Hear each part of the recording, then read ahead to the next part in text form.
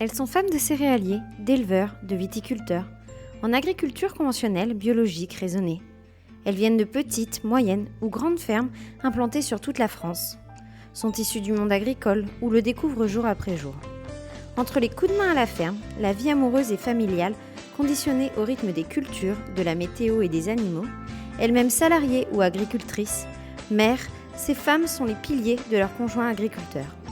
Je m'appelle Marion, j'ai plaisir à discuter avec ces femmes et partager, témoigner, diffuser leurs choix de vie personnels et professionnels, ainsi que leurs joies et difficultés liées au monde agricole. Alors, à votre avis, où ça mène quand on s'aime ? Pour cet épisode, j'ai la chance de discuter avec Angéline. Nous venons de nous découvrir toutes les deux, mais peux-tu brièvement te présenter ? Moi, c'est Angéline, donc j'ai bientôt, pas encore, mais bientôt 38 ans, mariée depuis bientôt 15 ans, avec 3 enfants. Donc la plus grande, elle a bientôt 13 et le dernier, il a 7 ans. Je suis photographe aussi, on peut nommer ça graphiste. Je fais beaucoup de choses pour les mariages, en fait, faire part, beaucoup de papeterie. Mon mari est agriculteur. Est-ce que tu peux nous présenter brièvement l'exploitation de ton mari ? C'est une SCEA basée en Nord Maine-et-Loire. Nord Maine-et-Loire, nous on habite Sud-Mayenne. Il y a 200 mètres d'écart, mais on n'est pas sur le même département. Alors ils sont à 3 avec en plus un salarié et un apprenti, qui a 300 hectares du coup. Ils font du lait avec de la Prime-Holstein classique, on va dire. Après ils font les taurillons. Tous les naissants, en fait, ils vont les garder jusqu'au bout, quoi. Donc quand c'est un mâle, ils vont pas le vendre, en fait, ils le gardent pour faire du taurillon. Donc ils ont 170 vaches à traire, 35 taris, 150 taurillons et après les petites génisses pour le renouvellement, il y en a 160. Il y a un peu de taf. Oui, il y a de quoi être occupé. Voilà, c'est ça. Historiquement, c'est mon beau-père. Pour l'histoire, ils sont pas français, ils sont suisses. Ils sont arrivés sur l'exploitation en 2000. Pourquoi ? Parce qu'en fait, là-bas, ils avaient plein de soucis, ils n'arrivaient pas à se développer. Donc ils ont trouvé cette petite ferme-là. Donc en 2000, mon beau-père reprend la ferme. Donc, nous, on s'est mariés en 2010 et je crois que c'est dans ces moments-là où il y a eu Stéphane qui a inséré le GAEC. Donc c'est un GAEC à l'époque. Ma belle-mère était dedans aussi d'ailleurs. Ensuite, mon mari il est arrivé aussi. Alors nous, pour l'histoire, on a dû reprendre une petite ferme en fait à l'extérieur. Il s'est pas mis en fait dans le GAEC tout de suite. Il a dû, parce que du coup comme nous on est en Mayenne, il pouvait pas directement s'installer dans la ferme. Il s'est installé pendant 2 ans tout seul. Et ensuite, il a inséré le GAEC en 2012. Et quelques années plus tard, donc il y a un associé donc qui est parti et il y en a un autre qui a remplacé. Et en fait, là, c'est Laurent, un copain qui était dans notre classe quand on était à l'école. Donc on a tous à peu près le même âge, donc c'est cool. Avec des enfants du même âge aussi, donc c'est très drôle. Ça, c'est un petit peu l'historique. Ok. Après, ils font la traite. Ils ont un roto. D'accord. Et là, on a un projet de changer avec des robots pour avoir plus de fluidité, quoi. Parce que c'est vrai que du coup, comme il y a quand même pas loin de 200 vaches à traire, c'est long, quoi. Ça prend plus de 2 heures le matin, plus de 2 heures le soir. Alors après, l'avantage d'être à plusieurs, ils font par binôme. Donc en fait, ceux qui font le matin, ils vont pas faire le soir, par exemple. Après, l'avantage aussi, du coup, d'être en SCEA, c'est qu'ils sont plusieurs. Donc en fait, on a nos week-ends, enfin un week-end sur 2, exactement. Donc c'est quand même assez confortable. Je pense que dans ce milieu-là, tout le monde n'a pas cette chance-là. Surtout les éleveurs. Ouais, voilà. Donc après, même si au quotidien, on aimerait bien des fois en avoir un peu plus, je pense que c'est déjà pas mal. Donc nous, on vit pas sur le lieu de la ferme. D'ailleurs, mes beaux-parents sont partis en retraite et donc du coup, maintenant, ils sont dans le village. Donc en fait, plus de personnes qui travaillent dans la ferme qui habitent sur le site. Mais ça se fait quand même.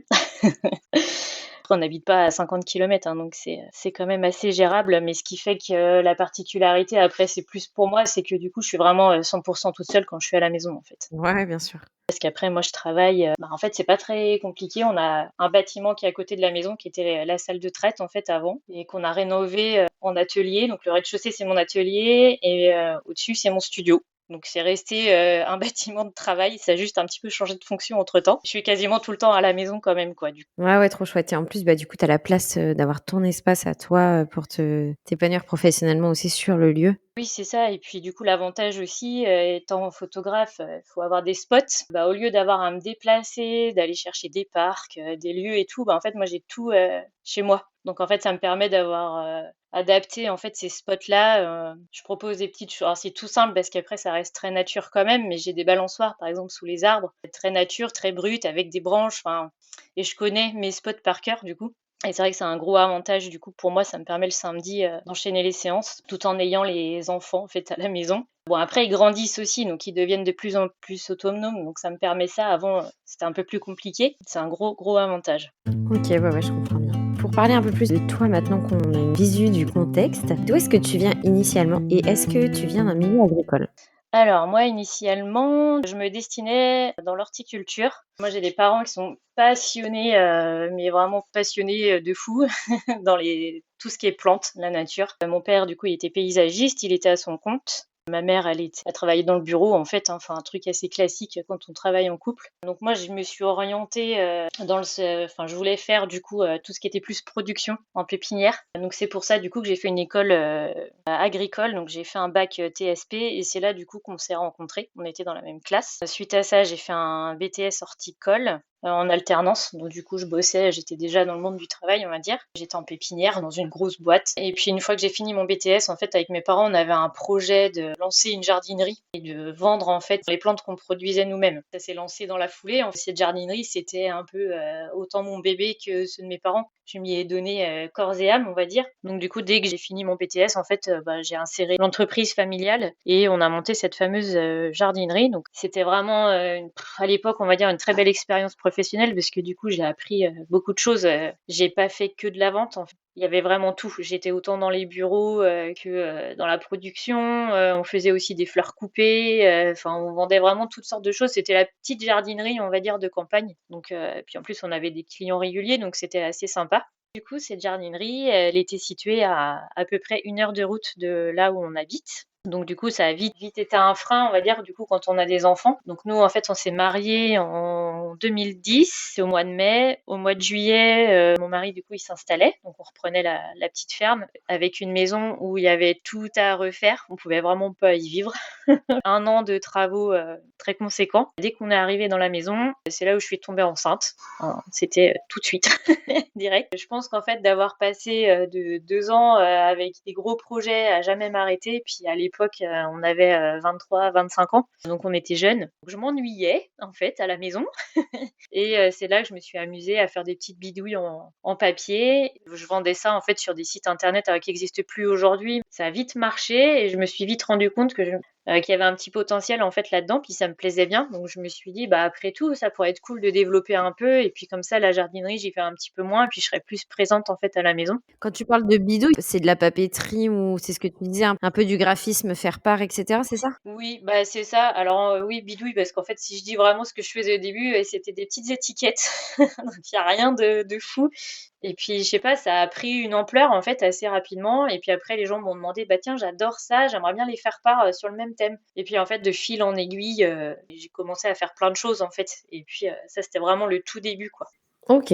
Après, on a eu notre deuxième 3 ans plus tard, et puis c'est là où je me suis dit bon allez, avec un deuxième qui allait arriver, aller à la jardinerie en fait tous les jours de la semaine, ça devenait quand même vraiment compliqué. Et là, je me suis dit bon allez, je prends un congé parental pour essayer vraiment de développer moi mon entreprise à moi pour pouvoir être autonome à la maison. Donc là, c'était vraiment parti. Après, 2 ans plus tard, on a eu Ernest, donc le dernier. Donc là, j'avais 30 ans à peu près. Et alors, faut savoir aussi que dans le laps de temps, j'ai mes parents qui ont divorcé. Donc travailler, enfin comme ça, c'était devenu un peu compliqué en fait pour moi. Enfin, j'avais plus forcément ce plaisir d'aller là-bas.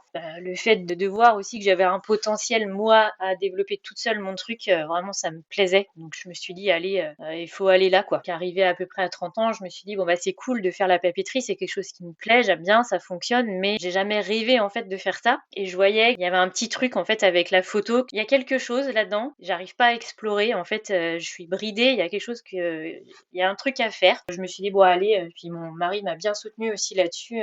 J'ai fait une petite formation à distance. J'ai acheté un appareil photo qui était quand même mieux, qui m'a permis vraiment de me lancer. Et puis après, bah, j'ai fait. L'avantage d'avoir les enfants, du coup, c'était hyper pratique. Et voilà, c'est ce qui fait que j'en arrive là aujourd'hui. Donc en fait, aujourd'hui, je suis principalement photographe et la papeterie, c'est en second plan. OK. Donc photographe à domicile, tu disais, donc dans les locaux que tu as créés sur l'exploitation et est-ce que tu fais Majoritairement, aussi hein. un peu d'événements? Oui. Oui, oui, après, le gros, de mon travail, ça reste quand même les mariages. Donc effectivement, les mariages, bah, c'est le samedi. Donc on reprend un peu la problématique, du début, avec les samedis. Entre-temps, les enfants, ils ont aussi grandi, hein. La grande, elle a bientôt 13, Ernest, il a 7 ans. Donc en fait, ils deviennent de plus en plus autonomes. Quand j'ai des mariages pas très, très loin, bon, bah, le matin, ils peuvent rester tout seuls. Après, le week-end, mon mari, il revient pour manger vers 9 heures. Il repart après, pour faire l'alimentation. Il revient vers midi. Et après, il y repart vers 16 heures. Donc en fait, ils ont des laps de temps où ils sont tout seuls, mais bon, après, ils arrivent à nous appeler en fait s'il y a quelque chose. Comme on a un week-end sur deux, bon, bah, il y a quand même des samedis où il gère. Et puis je trouve ça cool parce que ça fait aussi des journées où il est tout seul avec les enfants, chose qu'avant il faisait jamais. Même pour les enfants, en fait, comme ça, ils passent du temps tout seul avec leur père. Donc il n'y a pas que moi. Je trouve ça quand même sympa. Ouais. Et puis voilà, les choses, on va voir comment ça va évoluer en fait, hein. Du coup, ça permet à ton mari de créer un lien privilégié qui est pas forcément évident dans un contexte agricole avec les enfants, tant qu'on peut leur accorder. Après, c'est vrai qu'il y a beaucoup de gens qui me disent: «Bah, c'est pas un peu contraignant, les mariages le samedi, tu pas avec tes enfants?» En fait, pour moi, c'est aussi un peu une bulle d'air parce que finalement, c'est moi qui gère tout, en fait, à la maison, donc ça me fait des journées aussi où, bon, bah, c'est pas là où je vais m'occuper de moi, évidemment, ça reste du travail, mais j'ai pas voilà, j'ai pas la maison et j'ai pas les enfants à gérer. En tout cas, pour l'instant, ça me convient. Vous êtes, pas loin de l'exploitation. Non, Est-ce que ouais. ça t'arrive d'aller, filer un coup de main de temps en temps? D'y aller par plaisir ou ne serait-ce que pour le voir? Alors, un coup de main, non. Clairement, il y a assez de monde là-bas et puis, bah, c'est pareil, en fait, comme c'est quand même une grande exploitation, bah, la traite, ça dure 2 heures, 2 heures et demie.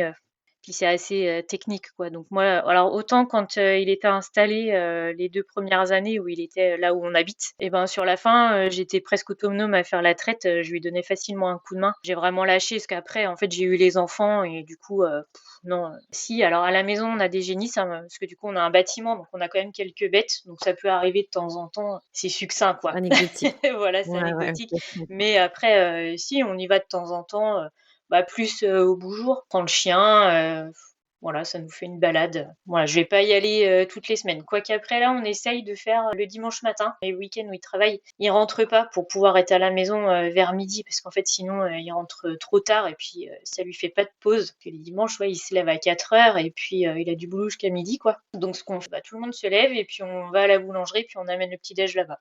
D'accord, ouais, c'est sympa aussi. Bah, ouais, c'est ça. Faut que j'essaye de garder l'habitude parce que je trouve ça sympa, comme ça on fait un petit tour de la ferme. Donc si j'ai bien compris, ton évolution professionnelle, elle s'est aussi fait entre guillemets «avec des barrières géographiques» liées à l'exploitation de ton mari? Bah, oui, clairement, moi j'ai vraiment, un peu cette impression-là aussi, hein. Enfin, moi, mes choix se sont faits un peu, en fonction de la ferme. Ouais, mais sans pour autant, faire des sacrifices. Finalement, c'est juste que tu as redéfini, tes envies et ce que tu voulais faire, non?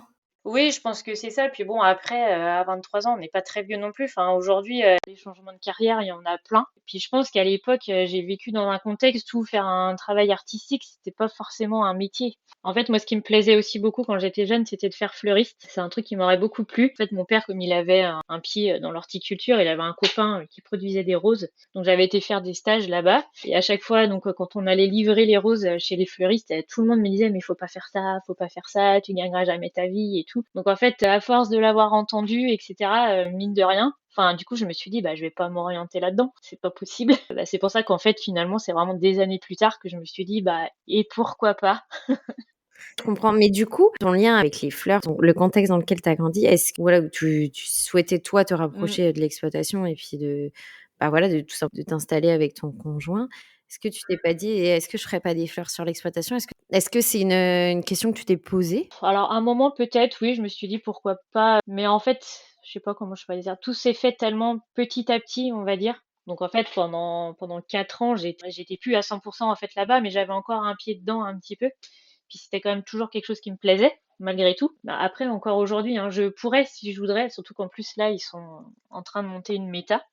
Donc en fait, je pourrais construire une serre, chauffer toute l'année et produire des trucs, puis repartir dans du maraîchage. Mais après, non, je me vois pas du tout aujourd'hui repartir là-dedans. Puis ce que j'ai construit, ça m'embête vraiment de l'arrêter. Et puis en fait, je trouve qu'aussi c'est assez complémentaire en fait entre nos deux métiers. Je crois que j'aime beaucoup en fait finalement ce qui est artistique et c'est pas pour autant que je suis plus dans les plantes et tout ça, mais je le fais de manière différente en fait aujourd'hui. OK. Enfin, je le vois plutôt comme ça.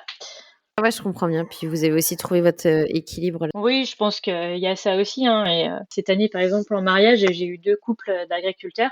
J'ai été faire leur séance day after à la ferme. J'adore. C'est dans ce que je préfère faire, en fait. Donc je sais que je suis dans mon univers, à ma façon, on va dire. Maintenant qu'on te connaît un peu mieux, on va discuter ensemble de ta vie de couple et de famille. Donc tu nous as dit que tu avais rencontré, ton mari lors de vos études. Quels ont été tes premiers ressentis sur le fait que celui-ci, souhaitait être agriculteur? Alors honnêtement, je sais même plus. Je pense alors moi, il faut savoir que j'étais quand même, on va dire, considérée comme de la ville, hein. Enfin, j'habitais pas dans une grande ville, mais à côté en lotissement. Alors quand je suis arrivée, dans l'école d'agriculture où il y avait que des et puis j'étais vraiment dans une classe où il y avait vraiment que des agriculteurs, quoi. Donc ouais, je pense que j'ai appris à encaisser l'info au fur et à mesure du temps, je sais pas. Mais ouais, c'était pas forcément évident, hein, parce qu'on n'était pas beaucoup de filles en fait dans la classe. Mais c'était sympa, moi c'est vraiment des années que j'ai beaucoup aimé. Et justement en fait avant quand j'étais au collège, c'était très compliqué pour moi ces années-là. Et en fait je pense qu'avec le recul, j'étais pas du tout dans l'environnement qui était fait pour moi en fait. Et le jour où je suis arrivée dans cette école, mes notes elles sont mis à monter sans rien faire de plus. Mais je pense que j'étais simplement avec des gens qui me représentaient quoi. Vous n'habitez pas sur l'exploitation. Est-ce que c'est un choix? Est-ce que c'est prévu pour plus tard? Tu parlais du fait que, voilà, tes beaux-parents y habitaient. Est-ce que vous pensez un jour prendre cette place-là ou pas du tout? Pour plusieurs raisons, non, pas du tout, parce que moi j'aime beaucoup ma maison. On a fait énormément de choses. C'est une petite ferme en fait chez nous, mais qu'on a refait à notre image. Moi, j'aime les plantes hein, en fait de base. C'est quand même ma première passion. Il y a tout un jardin tout autour. La maison à la ferme, elle est très sympa aussi, mais par exemple, il y a même pas de gazon. Donc moi, je pourrais pas vivre en fait en sortant et avoir que des bâtiments. Non, j'ai besoin de chez moi, quoi, de ce que j'ai construit, de mon petit univers un peu bucolique, si je peux dire un peu. C'est un peu ça en fait chez nous du coup. Non, puis après, je trouve que c'est très bien aussi de les week-ends où ils travaillent pas, on est chez nous, on n'est plus à la ferme, quoi. Ça permet de couper. Je comprends, complètement. C'est ça. Et vous habitez loin de l'exploitation? Non, alors on n'est pas sur le même département, mais à vol d'oiseau, il y a quoi, allez, 300 mètres, on va dire. Ah oui. Mais non, c'est pas loin. Des fois, on entend les machines. Ouais, OK. Non, non, c'est tout près. Toi, vivre à la campagne, ça a toujours été un choix? Moi, non, je me voyais pas du tout vivre en ville, pas du tout. C'est pour ça quand je suis chez moi, on est un peu dans dans une bulle, on va dire. OK, OK. Tu parlais donc de ta belle famille qui est du coup géographiquement proche. Quels sont tes rapports avec elle? Eh ben, on a des très bons rapports. Mes beaux-parents, en fait, bah, comme je l'ai dit tout à l'heure, du coup, ils sont suisses. Donc, du coup, il y a que mes beaux-parents et mes belles-sœurs. Alors, il y en a une qui est à Paris et puis l'autre qui habite pas très loin. Donc, on se voit assez souvent. On est assez proches, avec une bonne relation. Voilà, moi, Aude, c'est comme si c'était ma sœur, hein. Je communique vraiment beaucoup avec elle, presque tous les jours même. Puis après, avec ma belle-mère, bah pareil, je pense qu'on a une bonne relation. Elle, de par son expérience, elle avait une belle-mère qui était très intrusive et qui habitait en fait avec eux. Donc en fait, elle veut pas du tout refaire vivre ça à ses enfants. Je pense que des fois, elle ose pas. Elle va pas venir nous embêter, quoi. Elle va pas venir pour prendre un café comme ça sur un coup de tête. C'est quelque chose que j'entends souvent, ça, un écart générationnel qui Ouais. faisait qu'avant les familles étaient encore plus proches Oui. et que maintenant elles respectent plus l'intimité des uns des autres. Ouais. Ouais, je pense aussi, ouais. Mais c'est vrai que c'est pour ça que j'aborde souvent la question de la belle famille. C'est pour savoir, bah voilà, si toi, ça te faisait peur en te disant je vais m'installer avec un agriculteur, donc il y aura forcément, puisque c'est une exploitation familiale, la belle famille à côté. Est-ce que tu appréhendais ça ou pas spécialement? Non, pas spécialement. Non, non, non, pas. Alors après, est-ce qu'il y a le fait, encore une fois, on était jeunes dans je pense qu'en fait, tout s'est fait tellement, vite, en fait, pour nous qu'il y a plein de choses où on s'est vraiment pas posé de questions, je pense. OK. Vous avez donc 3 enfants. Comment ça s'est passé au moment de l'arrivée des enfants par rapport à des périodes agricoles peut-être compliquées ou denses? Quelle disponibilité a eu ton mari au moment de l'arrivée des enfants? Comment toi tu l'as vécu ça? Pour Hortense, donc elle est arrivée mi-mars, dans une période où ça le fait encore. De mémoire, je crois qu'il avait pris son congé paternité un peu plus tard. On avait dû partir, en vacances. J'ai plus trop de souvenirs, sinon après, en soi, ça s'était bien passé. Après, c'était le premier. Moi, j'étais disponible, j'étais en congé mater, donc en fait, j'avais que elle à m'occuper. Moi, j'ai pas eu de difficultés particulières. Après, c'est vrai que c'était plus, bah, les grandes périodes où il était pas là, les premières années, bon, bah, il faut s'y faire, en fait. Après, à l'arrivée d'Éléonore, alors elle est arrivée en hiver. Donc c'était plus simple aussi. Elle a eu cette chance-là. Après Ernest, lui, il est arrivé début octobre, donc en plein dans la période des semis de blé. Donc bon, bah j'ai accouché à 6 heures du matin. À 8 heures, il était parti dans son tracteur, hein. Il est parti bosser, quoi. Puis après, bon, bah c'était un troisième, donc après, je pense qu'on se focalise moins là-dessus. Enfin bon. Et puis moi, je me suis pas arrêtée non plus, en fait, du coup, parce que comme je quittais mon emploi, il fallait absolument que mon entreprise, elle marche. Donc en fait, je me suis pas arrêtée non plus, hein. J'avais mon ordi avec moi à la maternité, quoi. Bon, c'était une année un peu particulière, parce que je lançais la photo aussi en même temps, et il y a des moments qui étaient un petit peu durs, mais bon, après, on a survécu. Comment se passe votre organisation familiale, donc avec les 3 enfants, non loin de l'exploitation? Donc les enfants, c'est vrai que maintenant en fait ils grandissent, donc en fait il y a pas mal de choses qui évoluent, parce qu'en fait jusqu'ici c'est moi qui faisais tous les tours à l'école. Mais maintenant la grande en fait elle est au collège, donc elle prend le car le matin. Voilà, donc en fait en gros moi je l'emmène au car et pendant ce temps-là les deux autres ils se lèvent. J'ai plus rien à gérer de ce niveau-là maintenant. Ils arrivent à se débrouiller tout seuls. C'est de plus en plus facile, parce que comme on n'est pas dans le village, on a le droit au service avec le Titibus. Donc en fait, il y a une dame qui vient les chercher le matin. Je fais plus de tours pour aller à l'école. La grande nouveauté depuis le début de l'année. Ça me gagne quand même beaucoup de temps dans ma journée. Le soir, ils sont les premiers déposés. Du coup, en fait, donc à 5 heures moins le quart, ils sont à la maison. Après, je suis avec eux pour prendre le goûter. Et puis la grande, après, faut que j'aille la chercher au quart. C'est toujours cet horaire-là qui est un peu plus compliqué, parce que des fois, moi, je travaille aussi. Quand il y aura les robots, j'espère que ce sera plus simple, parce que du coup, quand moi je vais avoir des rendez-vous avec des clients, bah, et que mon mari va pouvoir prendre le relais, parce que là, pour l'instant, il peut pas, parce qu'en fait, il est en pleine traite. Impossible. Impossible d'aider. Puis après, bah, mon mari, il arrive le soir, donc c'est moi qui m'occupe de faire les repas. Alors après, pareil, tout ça, petit à petit, il voit aussi que moi j'ai du boulot, donc en fait, il y a des fois, bah oui, c'est que des pâtes. On fait au plus simple, au plus rapide, et fut un temps, j'avais un peu plus de temps. Maintenant, c'est vrai qu'en fait, j'ai quand même de plus en plus de travail et je peux plus être partout autant que j'ai pu l'être il y a quelques années. OK, ça s'entend. Et du coup, par rapport donc à cette organisation familiale dense avec les 3 enfants, plus le travail à ton compte et la vie d'un éleveur, comment est-ce que vous trouvez vos moments de couple à À 2? deux. Du coup, le midi, ils rentrent pour manger. Moi, comme je suis à la maison, le midi, on est ensemble. Après, c'est pas forcément le midi, je dirais, où c'est le moment le plus sympa dans la journée. On a tous les deux notre tête dans le boulot, mais au moins, on a ce moment-là dans la journée pour échanger sur toute l'intendance, on va dire, de la maison. Là, on va repartir dans des travaux, par exemple. Donc, bah, c'est à ce moment-là, en fait, où on va échanger sur les devis, par exemple, et autres. Parce que le soir, avec les enfants, bah, c'est un peu plus compliqué, quoi. Et puis après, sinon, bah, on essaye, on va dire au moment des anniversaires, anniversaire de mariage, de rencontres, etc. On essaye de se forcer un petit peu, puis d'aller se faire un resto. Une fois tous les 2 ans, on va dire à peu près. On essaye de partir 3 jours. Bon, 3, 4 jours tous les deux. On est parti début décembre à Lisbonne pendant 3 jours. C'est mon père qui a géré. Les enfants, faut tout, parce que c'est ça qui est pas évident en plus avec l'école et tout. Mais ça fait du bien quoi d'être 3 jours. Alors moi, pour ma part, de pas avoir justement toute la maison à gérer et les enfants.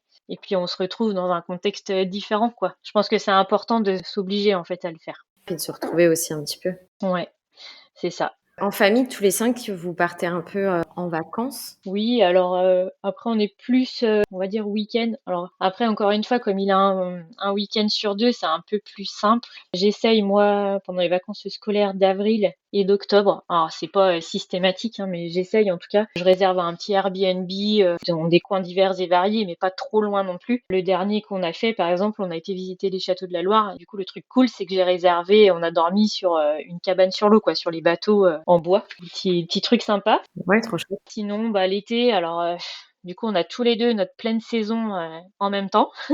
Donc c'est toujours un peu compliqué. On n'arrive pas nous-mêmes si on essaye de prendre une semaine. C'est toujours super compliqué. On n'est pas pleinement dans nos vacances. On essaye de faire tout simple. On va en Suisse en fait voir la famille. Comme ça se planifie un peu à la dernière minute s'il y a des changements de date. Puis les enfants, ils adorent aller là-bas. Ils retrouvent leurs parrains. Enfin voilà, c'est tout simple, mais ça marche bien. Trop chouette, ça marche. Et autour de vous, est-ce que donc tu parlais donc de ta belle-sœur, mais puis de tes beaux-parents. Au-delà de la famille, est-ce que vous avez des amis dans le coin? Est-ce que vous êtes bien entourés ou est-ce que parfois tu te sens un peu isolé? Comment est-ce que tu qualifierais votre vie sociale? Alors moi, je dirais que depuis que je me suis lancée dans la photo, alors autant j'adore mon métier, tout ça, c'est génial, mais du coup, je retravaille les samedis. Bah, j'ai l'impression qu'on fait moins de choses socialement avec les copains. Après, pareil, il y en a aussi qui sont aussi lancés dans leurs entreprises et tout, donc je pense qu'on est tous un peu la tête dans le guidon. Voilà, c'est le petit point négatif. Sinon, niveau famille, ma mère, moi, elle est à 1 heure de route, puis elle bosse encore, donc c'est pas forcément évident. Je vais pas aller la voir sur un coup de tête. Mon père, maintenant, il habite en Bretagne à 3 heures de route, pareil. Mais par contre, ce que je vais faire, c'est que pendant les vacances scolaires, et puis moi, j'ai l'avantage de pouvoir bosser à distance. Mettons le samedi, j'ai un mariage. En fait, le lundi, mardi, mercredi suivant, je vais pas prendre de séance et puis je peux aller bosser en fait en étant ailleurs. Donc j'essaye pendant les vacances scolaires d'y aller quoi. Et même s'il est pas là, parce que pareil ça en fait autant avec les filles. Je pense que j'étais dans l'optique, on est une famille, dès qu'on doit faire un truc, on doit être tous les 5. Et puis, je pense que j'ai changé mon fusil d'épaule quand j'ai eu Ernest, je pense, je sais pas, la trentaine, enfin bref. Et du coup, je me suis dit, en fait, il faut que je fasse ma vie. Ils sont là maintenant, les enfants, il faut que j'arrête en fait d'attendre Grégoire qui est jamais là. Ou très peu. Maintenant, si j'ai envie d'aller faire quelque chose, je vais y aller, quoi. Je vais plus forcément l'attendre. Et puis, c'est beaucoup plus simple, en fait, depuis que j'ai cette vision-là. Puis même pour les enfants, parce que c'est bien aussi qu'ils aillent voir autre chose, quoi. Il n'y a pas que la ferme, quoi. Et d'ailleurs, tes enfants, par rapport à l'exploitation, ça leur arrive d'y aller? Est-ce que certains sont piqués et ont des attentes derrière? Attente, non. Alors, si on va leur demander, ils vont me dire oui, oh ouais, mais je pense que bon, ils savent pas vraiment ce que ça représente encore à leur âge. Après, si ils y vont des fois le soir, voilà, ils les emmènent pour faire la traite. Si, ils aiment bien y aller, hein. Ils ont leur cote et tout, enfin bref, ils aiment bien. Après, j'ai la grande qui aime beaucoup les animaux. Elle, on voit, enfin ça se sent en fait. Elle a ce truc de l'éleveur, elle a l'œil. Les animaux, ça se ressent. Enfin, elle a vraiment ce petit truc en plus. On a un âne à la maison qu'on a eu depuis le printemps là, et c'est elle qui s'en occupe quasiment toute seule. Elle a son lapin à la maison, c'est pareil. Les poules aussi, elle adore s'occuper des poules. Enfin, donc du coup, est-ce que elle reprendra la ferme? J'en aucune idée, parce qu'après, elle est très sensible aussi. Alors du coup, je sais pas si Si certains aspects du métier seraient compatibles ou... ouais, voilà, c'est ça. Puis bon, ils sont jeunes encore, hein, donc on pourrait dire, Ernest, le dernier, qui est un garçon, il aime bien, mais je sais pas, je pense qu'il se pose pas du tout de questions. Ouais, vous verrez bien. Ouais, voilà, c'est ça. Après, il aime bien aussi les bateaux, hein, chez papy, en Bretagne, il aime bien. Donc, aucune idée. Voilà, après, on se fait pas du tout de fixette là-dessus, hein. Le but, c'est qu'ils fassent, ouais, c'est pas notre but qu'ils reprennent la ferme, le but, c'est qu'ils fassent quelque chose qu'ils aiment, quoi. Ouais, ça marche. Pour conclure cet échange toutes les deux, est-ce que tu aurais un conseil à partager à une autre femme d'agriculteur? Je dirais qu'il faut savoir s'adapter. Il faut être indépendante. Je pense que si on attend toujours sur son conjoint pour X, Y raison, c'est pour ça, moi, je me dis, depuis que j'ai eu Ernest, c'est beaucoup plus simple. En fait, je me suis mis des règles. Même le soir, par exemple, pour manger, je veux dire, s'il y a une certaine heure, il n'est pas arrivé, on l'attend plus, en fait. C'est qu'il y a quelque chose et tout, et on se dit, de toute façon, il arrivera. C'est vivre au jour le jour aussi, un peu, et puis pas se tracer des plannings trop nickel, et puis on s'adapte. Savoir s'adapter, quoi.